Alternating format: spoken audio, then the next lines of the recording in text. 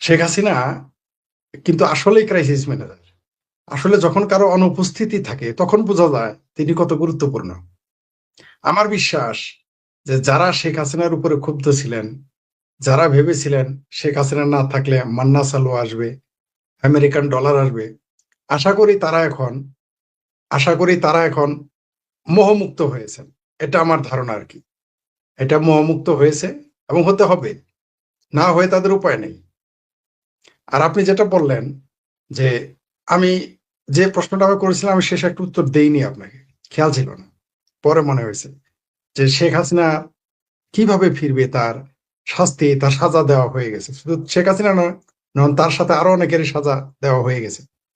বাংলাদেশে বাংলাদেশে এমন কোনো জেল নাই যেখানে শেখ হাসিনা আটকে রাখবে।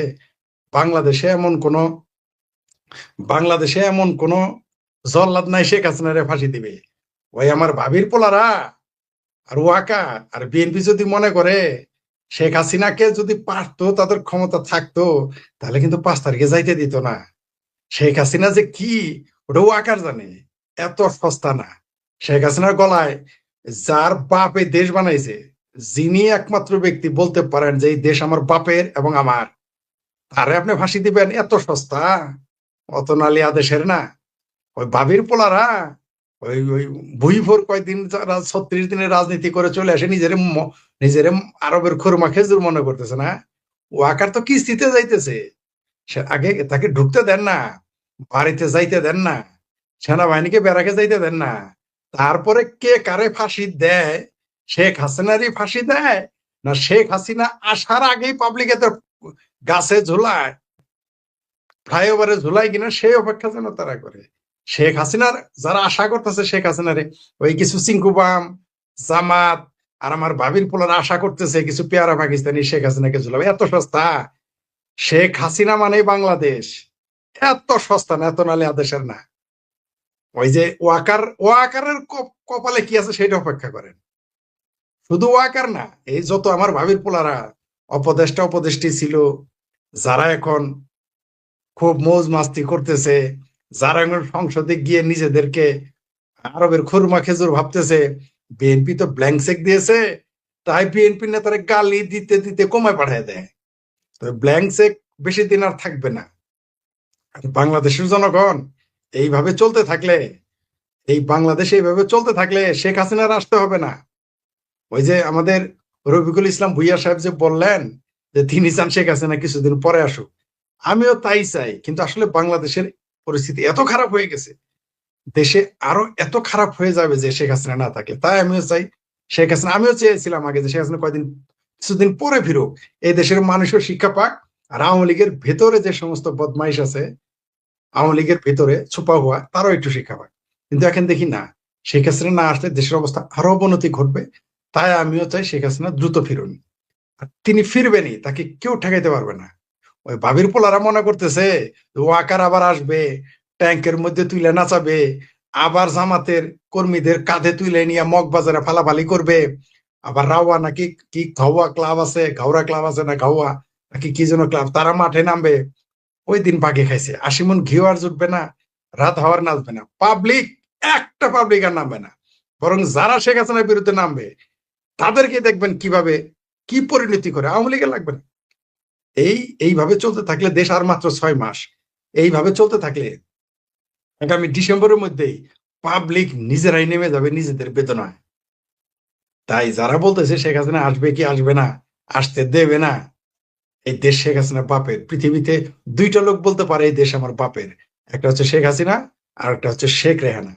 তারা বলতে পারে যে এই দেশ আমার এবং আমার বাপের, আর কেউ পৃথিবীর এভাবে বলতে পারবে না। তাদের তোমরা আটকাবা? ষড়যন্ত্র করে ক্ষমতায় যাওয়া যায়, কিন্তু ষড়যন্ত্র করে দেশ চালানো যায় না। এই যে এখন যারা দেশের ক্ষমতা দখল করে নিয়েছে, এটা তো আমি ক্ষমতা নিয়েছে বলি না, বা ইলেকশন করেছে, এটা ক্ষমতা দখল করেছে তারা। ওয়াকার সাহেব এদেরকে কাঁধে করে নিয়ে আসছে, দেশি বিদেশি এবং আঞ্চলিক শক্তি এবং পরাশক্তি তাদের কাঁধে ভর করে এই সরকারকে ক্ষমতায় বসিয়েছে। তাই তো এই সরকারের নাম দিয়েছি আমি মুসলেকা সরকার। এবং যারা বিরোধী দলে তারা মুসলেকা বিরোধী দল। আমার ভাবিরা হলো অনুরোধের আসরের এমপি, মেম্বার হয়ে দেখাক না দেখি। এখন কারো আসমান কাঁপে না, কারো জমিন কাঁপে না, কারণ কি $50,000 আর ঢুকে নাই। দুষ্ট লোকেরা বলতেছে সে আসমান কাপানি ম্যাডামের নামে নাকি $50,000 এসেছিল, সত্য মিথ্যা জানি না, এরকম খবর বাতাসে আছে।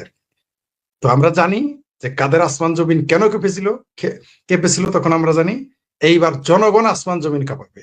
এইবার বাংলাদেশের জনগণ আসমান জমিন এমন ভাবে কাঁপাবে যে যারা এখন ক্ষমতায় আছে এবং বিরোধী দলে, আগে তো শুধু পতন ঘটতো একটি সরকারি দলের, তাই না? কারণ আমরা জানি যে সরকারের পতন ঘটে। এইবার বাংলাদেশের নতুন ইতিহাস ঘটবে, সেখানে সরকার এবং সরকারি বিরোধী দলের একই সাথে পতন ঘটবে, আপনি এটা নিশ্চিত থাকেন। যারা মনে করতেছে যে বাংলাদেশটাকে তারা দখলে নিয়ে গেছে, এইখানেও দেখলাম একজন লিখেছে শেখ হাসিনা কোনোদিন ক্ষমতায় আসবে না। এই দেশ কি তোমার মায়ের ভাতারে? যিনি কমেন্টটা করেছ, এই দেশ তোমার মায়ের ভাতারে নাকি লিখে দিয়ে গেছে, না তোমার মায়ের লাঙ্গে?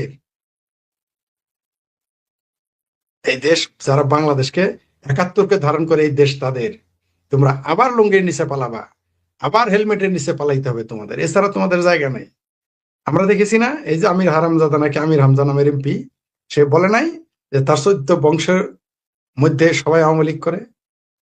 বলছে না?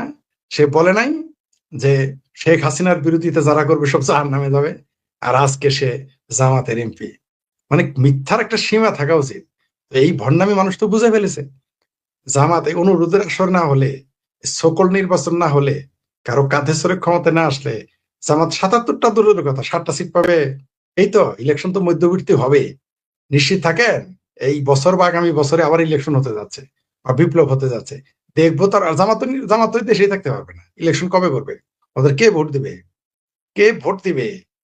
চিৎকার চেঁচামেচি। বাংলাদেশ আর বাংলাদেশ জনগণ বুঝে গেছে যে আওয়ামী লীগ খারাপ হোক, ভালো হোক, মন্দ হোক, আর ভালো হোক, এই আওয়ামী লীগের কাছেই দেশের অর্থনীতি নিরাপদ। আওয়ামী লীগের কাছে শেখ হাসিনার কাছে বাংলাদেশের সার্বভৌমত্ব নিরাপদ। এখন কারো আসমান জমিন কাঁপে না।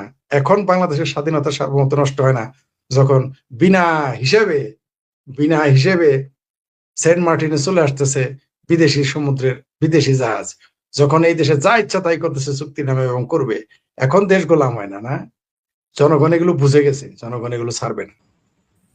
সাংবাদিক এটা বলেছে, তিনি নিজেও তো বিদেশি স্বার্থ রক্ষা করে চলছেন না, চলতে তো হবেই, কারণ মুসলেকা দিয়েই তো আসছে। আমরা তো বলেছি এদের টিকে থাকতে হলে বিদেশি মুসলেকা যাদের দিয়েছে তাদের কাঁধে চড়েই থাকতে হবে, কিন্তু জনগণ তো তাদের রাখবে না। মুসলেকা দিলেই যদি ক্ষমতায় থাকা যেত তাহলে পৃথিবীর সব দেশ কারো না কারো মুসলেকা দিয়েই ক্ষমতায় থাকতো, অত নালে আদেশ হেরে না। বাংলাদেশের মানুষের জিব্বা একটু বেশি বড় হয়ে গেছিল, কারণ শেখ হাসিনা ৩ বেলার জায়গায় আর্মিদের ১ বেলার জায়গায় ২ বেলা মাংসের ব্যবস্থা করেছিল। মানুষের মৌলবীদের ৩ বেলার জায়গায় ৫ বেলা খাওয়ার ব্যবস্থা করেছিল। মেট্রো রেলে উঠানো শিখিয়েছে, পদ্মা ব্রিজ বানিয়েছে, 4 লেন পথ করেছে। এগুলো দেখার পর মনে করেছিল আরে সরাইলে না জানি কত আরামে থাকবো। এখন তো হয়ে গেছে উল্টা। তো মুসলেকায় দিয়ে আসেন আর যাই দিয়ে আসেন, বিদেশে কান্দেই থাকেন, কাজ হবে না। এই দেশের জনগণ এখন বুঝে ফেলছে তাদের বেদনা কোথায়, তাদের সমস্যা কোথায়। ওগুলো হবে না। বিদেশিদের শক্তির কাঁধে ভর করলে আপনি ক্ষমতায় থাকতে পারবেন তা না। দেশের জনগণের জন্য কিছু করতে হবে।